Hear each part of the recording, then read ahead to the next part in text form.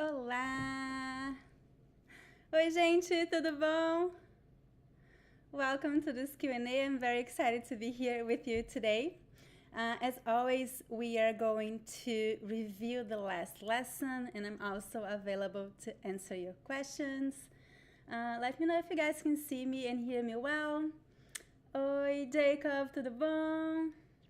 Oi, Kitty. Olá. Oi, Mônica. Tudo bom, gente? So I'm very excited about this new lesson because it is a topic that I really love, which is vocabulary that we use in Brazilian Portuguese that were assimilated from indigenous languages. In Brazil, we still have a lot of indigenous languages. They are mostly spoken in the reservations. But of course, we had many more languages in the past, and all these languages, they influenced Brazilian Portuguese, the language that we speak in Brazil today. So this is a very interesting topic. There are many words in Brazilian Portuguese that are from indigenous languages. I made a short list so you get familiar with these words. Okay, but before we start talking about this lesson, I have a very exciting announcement. If you have been following me for a while, you know that every year I host this event called Brazilian Portuguese Week. So we're getting close to the next one at the end of this month, at the end of April, from April 25th to May 1st. I'll be hosting this event. It is an online event, and during one entire week, 7 days, I'll be teaching one live class a day. And you also have access to a course where you have access to material, to downloadable worksheets, so you can study Portuguese for 1 week with me. I'm very excited about that, and you can already sign up for this course. It is completely free. I'm gonna show you where you can sign up and add it to your calendar so you don't miss it. So if you go to sign up for this free course, you just have to go to the website. I'm gonna show you BrazilianPortugueseWeek.com, BrazilianPortugueseWeek.com. And here you just click sign up for free and follow the instructions. If you want to see the entire schedule, just scroll down and you see the curriculum here. All classes are going to be hosted at 2 p.m. New York time. Okay, so pay attention to your time zone. All classes are in New York time. So 2 p.m. New York time. This is the schedule, the curriculum. I prepared a curriculum that is useful for many different levels. So most of the classes are beginner level, but if your level is intermediate, I recommend that you watch all the classes because it is always good to review, right? So the first class is on verb conjugation. For beginners, so I'll teach you the most important things that you need to know about verb conjugation. The second class is about basic sentence structure in Portuguese, so I'll give you the most important sentence structure that you need to know. The third class is about pronunciation, and I'll talk mostly about the pronunciation of the letter R because I've been receiving so many questions and emails and messages from you guys about this letter. I talk about this letter in my free mini course on pronunciation, but there are details that I did not cover in the mini course. So in this class, I'll be talk about all the details and variations of this letter, okay? Day 4 will be about prepositions. I'll focus on prepositions for beginners, but this might be a good review for intermediate level students as well, because you know prepositions are hard, sometimes are very difficult to know which preposition to use. The translation into other languages are not always simple. So this class will be only about prepositions and how to use them right in sentences. And the day 5 and day 6, they will be for intermediate level students. Only these 2 classes will be 100% in Portuguese. So these first 4 classes will be like 50% English for 50% Portuguese. Let's say I will explain the lesson in English and then I'll have you a lot of examples in Portuguese and practice in Portuguese. But the lessons, the 5 and 6 will be 100% in Portuguese for intermediate level students. Okay, and on the first class we are going to talk about compound tenses. There are many compound tenses in Portuguese, but in this lesson we'll talk about the most important ones. And the next lesson will be about idiomatic expressions that we use in Brazil. I made a fun selection of expressions for us to practice in this class. In the last class, day 7, it is recommended for all levels because I'll just share with you some tips, some things that I do when I'm studying, and I'll also have more time to answer your questions. Okay, so I'll save a lot of time in this last lesson to answer your questions. I'm very excited about this, guys. All classes include a downloadable worksheet, so you can download the material and study. And we'll also have access to a replay of each class. Okay, so go to this website to sign up, BrazilianPortugueseWeek.com, and sign up. It is completely free, and don't forget to add it to your calendar, April 25th to May 1st, every day for 1 week at 2 p.m. New York time. Okay? Okay, guys, so that was my announcement for today. So now let's talk about the lesson, indigenous words used in Brazilian Portuguese. We have so many words used in Brazilian Portuguese. I made a very short selection of 10 words. Let me know if you guys enjoyed the lesson. If you have not watched the lesson yet, just go to my YouTube channel. You'll find it there. So I have one question. Here's Brazilian Portuguese pronunciation influenced by indigenous languages. Not everywhere, but yes, some states where there is a larger community of indigenous people, you can see that the Portuguese in that region is influenced by indigenous languages. So that is something that is very interesting. So if you go to, let's say, Goiás, Mato Grosso, so that area, there are a lot of there is a big indigenous reservation in Mato Grosso, and I think their languages influence their accent. Probably in Amazon as well, in the north of Brazil. Okay, looking for more questions, guys. If you have questions, just type in the comments, and if I don't see your question, just copy and paste again, because it is hard for me to read all the comments. So let's talk about some of the words that I mentioned in the lesson. Do you remember the words that I mentioned in the lesson? Do you know any words that are of indigenous origin? Type in the comments so I can read. One very fun word that is of indigenous origin is maracujá. Maracujá is the name of the fruit, right? Passion fruit. And it means like something that is held in a bowl. It is interesting. I think it is related to the format of the fruit. So maracujá, it is from indigenous origin. And pay attention to the pronunciation, maracujá. So we have the j sound, the letter J in Portuguese. It is pronounced in a very particular way. It is different from Spanish and it is different from English. It is j, maracujá. It is not maracujá. Nope. It is not ja. Like in Spanish, the J sounds like h. In Portuguese, it's always j. Maracujá. Maracujá. And there is the accent at the end, right? The acute accent. That accent makes the vowel very strong. So this word is stressed at the end. Maracujá. Maracujá. Okay? Pay attention to the pronunciation. So another word, mutirão. This was, I had no idea this word was of indigenous origin until I prepared this lesson. It was a surprise for me. And so it means joint effort, things that you do in a group. So when you decide to do something that requires a lot of effort and you team up with, it can be just one more person or a group of people. You could say, I'm going to do a mutirão. Vou fazer mutirão. You could do this to clean the house. You could do this to do something for your community. So it can be used in different contexts. The mutirão. Mutirão also comes from Tupi-Guarani. Mutirão. Mutirão. So pay attention to the pronunciation of the the nasal sound. In the indigenous language, it was just one sound, but in Portuguese it is So we have two vowels. It is a diphthong, a nasal diphthong. So you need to pronounce the two vowels. Don't forget that, okay? Mutirão. It is quickly pronounced, right? We pronounce it very quickly, but you should pronounce both vowels. Mutirão, mutirão. Muito bom.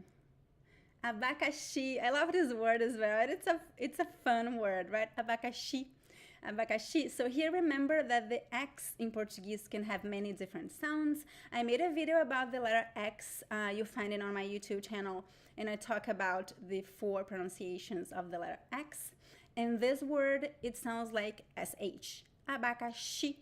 And why this word is stressed at the end? Because usually words that end with the letter I are stressed at the end in Portuguese, okay? Unless there is an accent somewhere else. Então, abacaxi. Abacaxi. Eu adoro abacaxi. Eu gosto muito de abacaxi. Muito bom. Jururu. Jururu is such a funny word, right? Jururu, it's a cute word. It means sad. It is usually used in a more informal context, this word, okay? Jururu.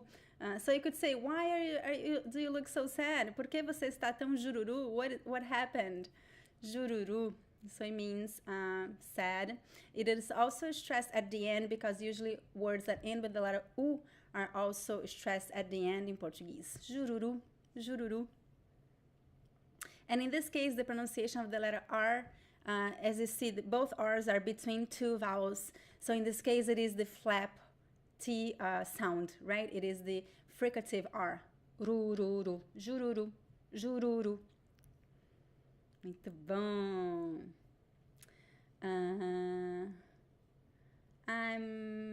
I'm not sure about the origin of the word jacaré. It sounds like indigenous, right? I would have to check that out. It is easy to find the origin of a word if you look at in a Brazilian dictionary. Usually at the end, it says the origin of that word. So, yeah, I'm not sure. It sounds like indigenous, though. Looking for more questions, guys.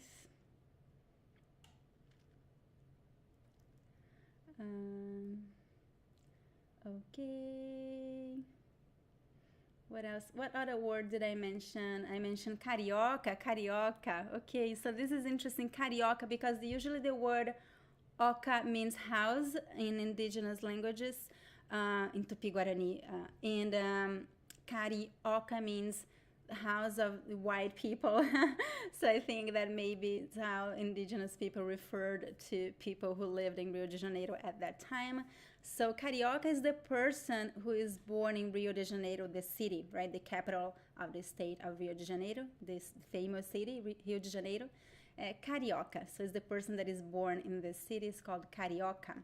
And it is a word that was used by indigenous people and was assimilated into Portuguese. You could say, eu me sinto jururu. Yeah, you could say. It is not common to say that. Usually you would say, eu estou triste hoje, I'm feeling sad today, estou triste hoje. That would be the most common way. But you could say, usually you would say jururu when you're talking about someone else. Ele está meio jururu. Por que você está jururu? It is more common to talk about other people than to talk about yourself. I don't know why, it's just like, it is a very informal word. It is usually, we also use this word a lot when you're being playful. Why you jururu? You're trying to cheer someone up. So you can use this word to be a little bit playful.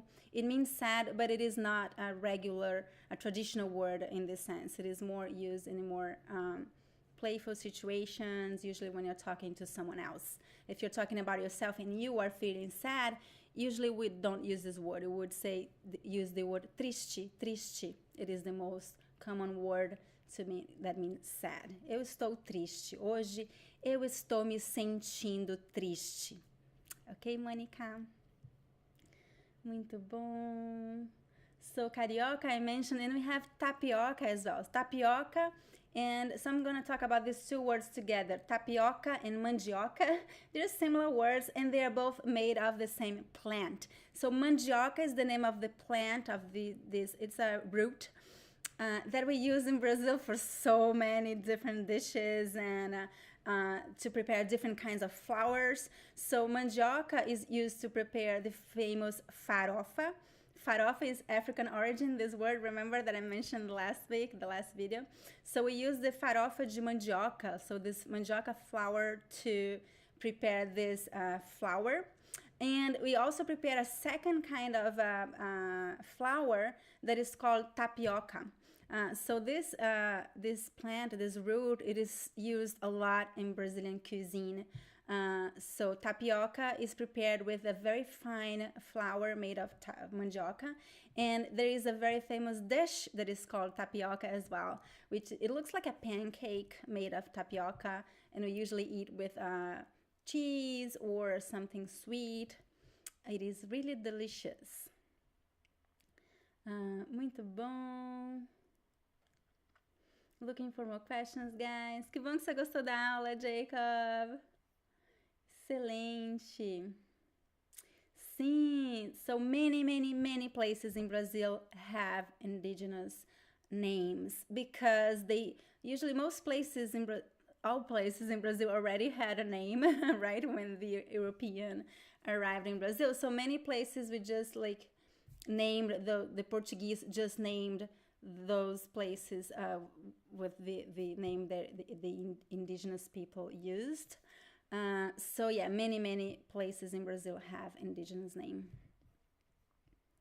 Muito bom. Capivara. So in Portuguese, we write it with the V instead of a B. Capivara. Capivara. Not sure if it is indigenous, but it maybe is. Why is there M sound at the end of There is no M, it is ow. You don't have to close your lips. Nope. Coração, coração. It is a nasal A sound. It is not an M sound. It is ow. Muito bom. So cassava, yes, so mandioca is usually translated into English as cassava. I think in English we write it with the letter C in the beginning. Cassava. Yes, Copacabana is an indigenous word, yes, and it is the famous beach in Rio de Janeiro. It is also indigenous. Caju, I think it is indigenous as well, right? Caju is the name of the fruit, cashew. Very common in some regions in Brazil. Excellent, guys. What other questions do you have for me? What other words of indigenous origin do you know? Let me know in the comments.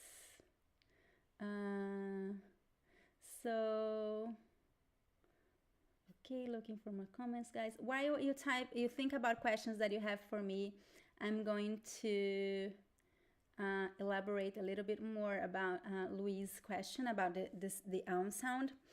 It is the pronunciation of the nasal. It is one interesting thing about nasal sounds in Portuguese.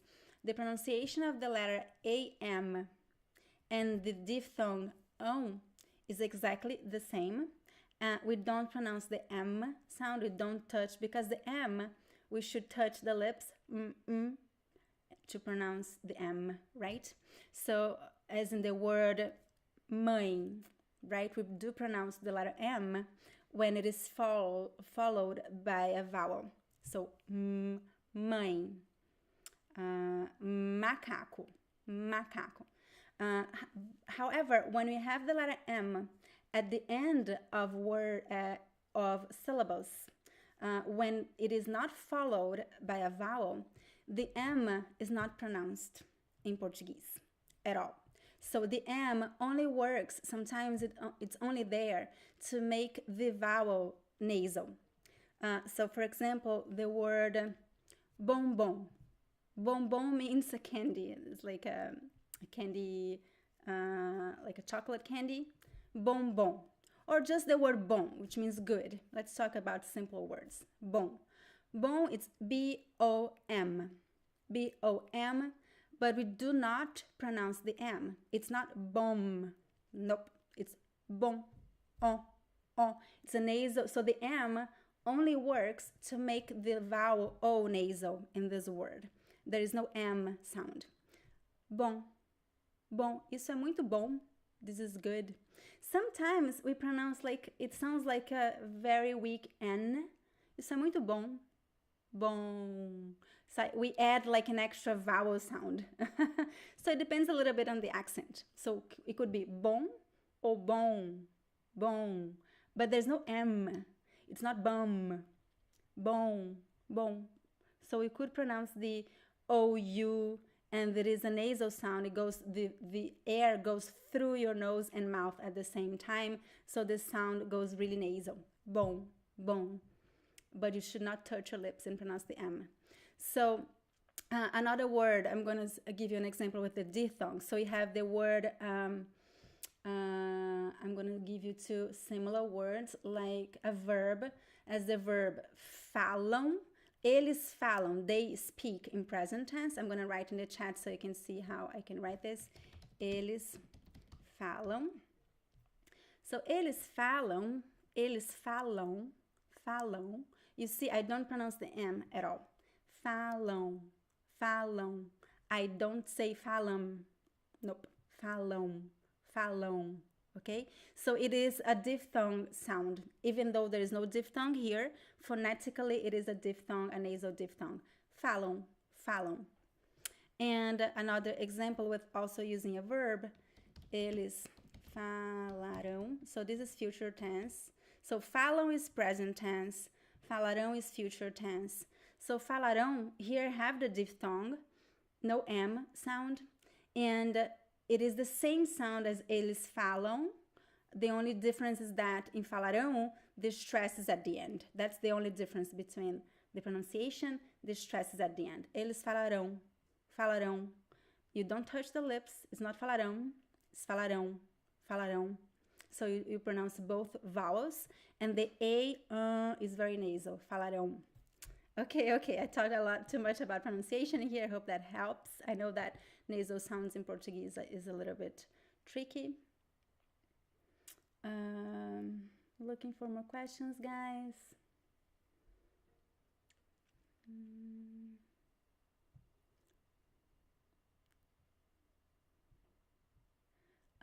So Antonio is asking me a question. I don't know what that means either. So it's probably some kind of slang word. I know that gringo means foreign. So people that are from, usually Americans that go to Brazil, we call them gringos. I have no idea what this expression means. I hope it's not something vulgar because I'm publishing this here on the screen. So I don't know if you guys know what it means. Help me here. Yeah, it's probably some kind of slang. Looking for more comments. Oh, so I forgot to mention this word, pipoca. And this is a fun word. It means popcorn. So it also from our indigenous origin. Pipoca. Pipoca. Very good. Usando a língua indígena é possível falar para que os brasileiros modernos entendam tudo? I'm not sure I understand your question, Margos. Would you like to elaborate? Most Brazilians don't understand indigenous languages. We speak Portuguese in Brazil, that's all. And there are many indigenous languages spoken in the reservations. So they speak indigenous languages in the reservations. There are about like 180 languages, indigenous languages spoken in Brazil, but they are only spoken in the reservations, or maybe, of course, there are some people from the reservations that moved to the city, so of course they speak their languages. Unfortunately, a lot of indigenous languages are going extinct because they are not being passed from one generation to the other, and the new generation is mostly speaking Portuguese. That varies a lot from one area to the other, from each nation, right? Each indigenous nation has its own culture and its own language. But generally speaking, Brazilians usually they don't speak indigenous languages unless they are studying indigenous languages, or if they live in a reservation. Okay. Muito bom. Looking for more questions, guys. Picolé sounds like indigenous, right? But I'm not sure. Cupuaçu, I think it is. Cupuaçu, the fruit. Pode me ajudar a pronunciar o LH corretamente? Vou lhe dar, vou lhe dar. So the LH is pronounced as, it is similar to the letters LI. Lhe. Eu vou lhe dar. I'm going to give you some other words. As the month July in Portuguese is julho, with the letter julho. So you should touch your tongue here on the sides, julho, and the tip of the tongue goes up, julho. It sounds a little bit like Julio, but it's faster, julho. Instead of Julio, it's julho. Okay, so I hope that helps. And the word of that word lhe is a little bit formal in Portuguese in Brazil, but some regions, some people use that word a lot. Julho. Dificuldade em pronunciar em inglês. Eu não fui bem, você pode me ajudar?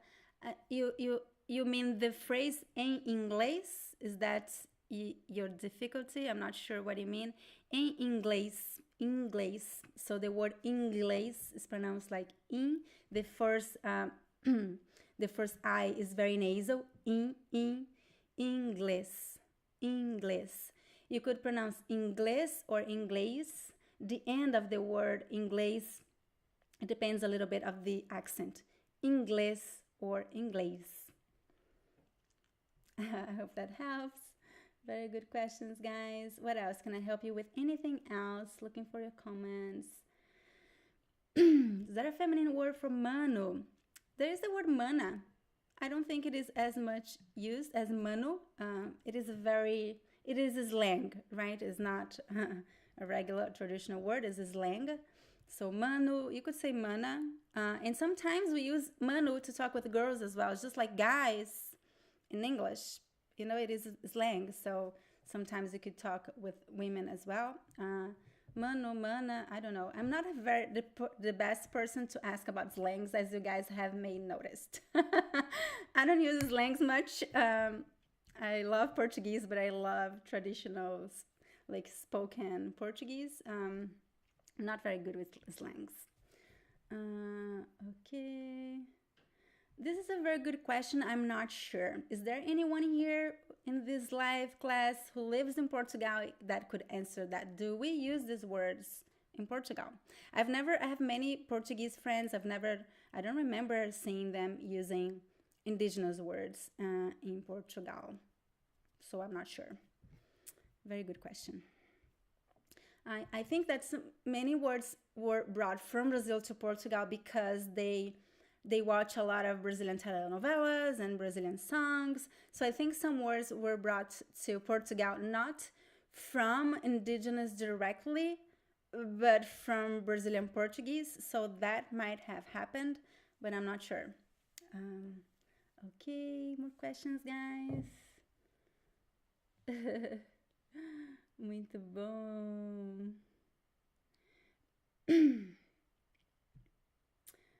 The combinação é difícil em inglês. Okay, you mean the connection. I understand. So, em inglês. So, yeah, so you see here, we have the M, but we don't pronounce the M. So, it's not em inglês, no, we don't do that. It is em. So, the pronunciation of the preposition em, it is a funny pronunciation. The preposition is em, but we pronounce like em. So I'm just bringing here. Em. We don't pronounce M. We pronounce em. We don't touch the lips. So it sounds a little bit like an N. So em inglês. Em inglês. Em inglês. Em inglês. Does it help? I hope so. Em inglês. I'm writing here so you can try to repeat after me. Em inglês. And the preposition is really quick. When we're speaking naturally in Portuguese, the prepositions are really, really quick. sometimes you can barely hear them, right? I think it's like that in English as well, right? We speak it pronounce it really quick. Em inglês. Como se diz isso em inglês? Em inglês. It is really fast. Okay, I hope that helps. Muito bom. Muito bom, guys. That was a very good Q&A. I hope that was helpful for you. And I'll be here again next week, next Thursday at 12 p.m. New York time. And I'll publish the new lesson next Tuesday. So stay tuned. And don't forget to sign up for the Brazilian Portuguese Week, which will happen at the end of this month from April 25th to May 1st. To sign up, just go to the website BrazilianPortugueseWeek.com, BrazilianPortugueseWeek.com, and sign up. It's completely free, and I'm looking forward to this event. See you next week, guys. Até a próxima semana. Tchau, tchau.